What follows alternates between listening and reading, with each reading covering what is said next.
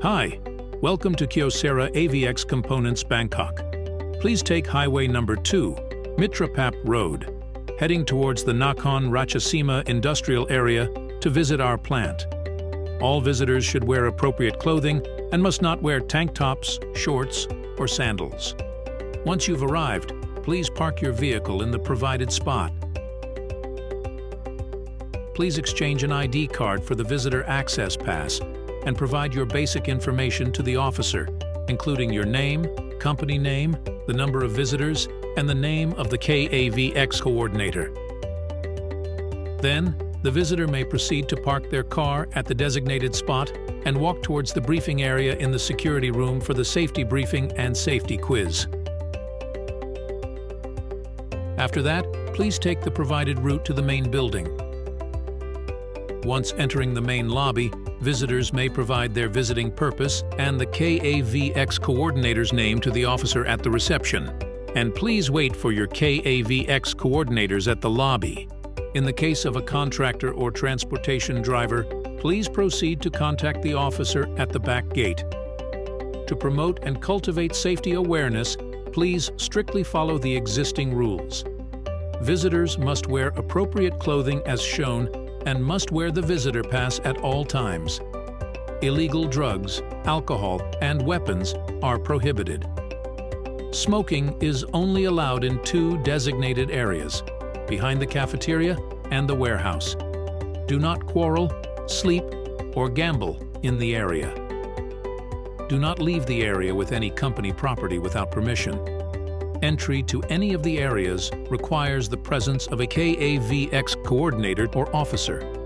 Do not enter the office or production line without authorization. And please do not modify any machines or use any equipment without authorization. Do not take pictures or videos without permission. Visitors are required to wear area-specific safety gear. Food and drinks are not allowed in the production line. Burning or pouring any chemicals or paint is not allowed. Do not set off an alarm unless in an emergency or fire. Do not exceed the speed limit inside the plant. Do not cause any acts that may cause safety or property damage in the plant. In case of an emergency, please contact the area supervisor or KAVX coordinator. If there is an injury, please assist the injured to the nearest infirmary. Subsequently, the staff will make a report and must submit a preliminary accident report within 24 hours to EHS for acknowledgement. Waste disposal requires visitors to separate and dispose of waste properly according to type. Waste types are divided into 2 groups, which are non-hazardous and hazardous. Non-hazardous waste is further categorized into 3 colors, which are blue or black for general waste, yellow for recyclables, and green for wet waste. Hazardous waste is distinguished by 4 color, which are purple for general contaminated waste, gray for alkaline contaminated waste, orange for acid contaminated waste, and red for flammable contaminated waste. Safety signs and chemical symbols are used within the facility due to the variety of chemicals used in production processes. It's crucial for visitors who operate to be aware of and understand the dangers of each chemical type, categorized using the GHS pictogram into 9 types. For physical hazards, there are 4 symbols. For instance, the explosives, flammables, oxidizers, and gases under pressure. For the health hazards, there are 4 symbols, which are corrosives, toxins, irritants, and target organ toxins. Finally, there's a category for environmental toxins. Chemicals must be stored separately as per the Department of Industrial Works regulations to prevent reactions. Flammable chemicals should be stored in specific cabinets with grounding. Chemical usage is controlled daily, and incidents can be reported via the displayed QR code.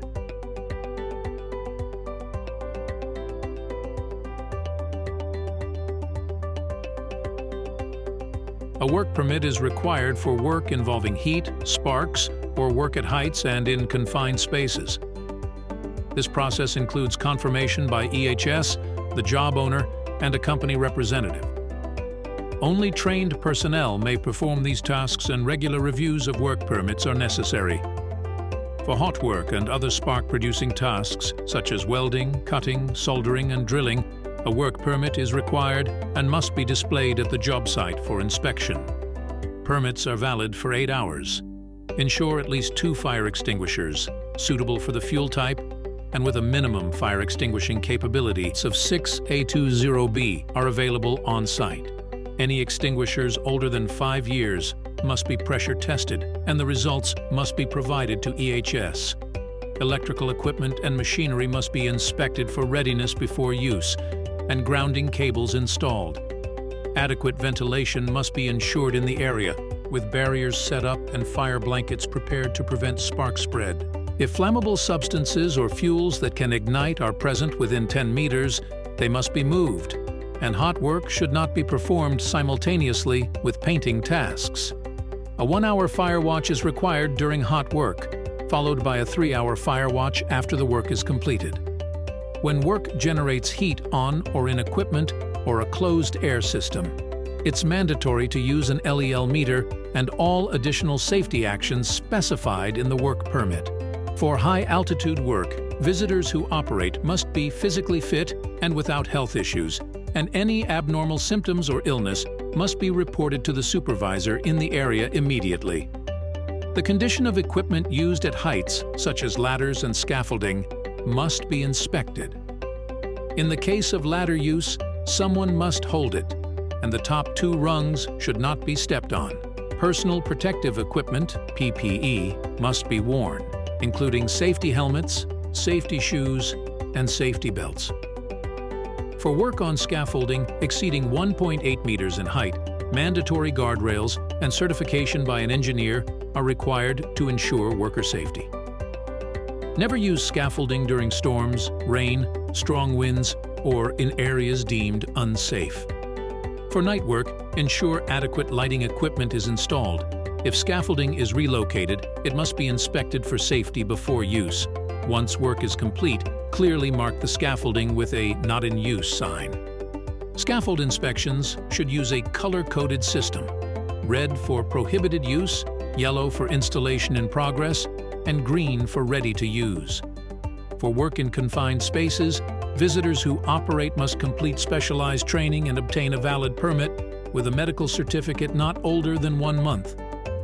Full personal protective equipment, PPE, including respiratory protection, safety shoes, and safety gloves, is mandatory and must be inspected prior to entering the confined space.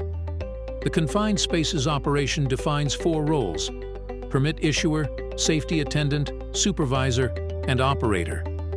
Each role requires specialized training and ongoing review to ensure competency. Before work begins, establish adequate ventilation for a safe workspace and develop emergency plans, including drills, to prepare for potential hazards. Before starting any operation, thoroughly monitor gas levels and atmospheric conditions, including LEL percentage, oxygen concentration, and any toxic gases. Continuously monitor these conditions throughout the work, with hourly checks at a minimum.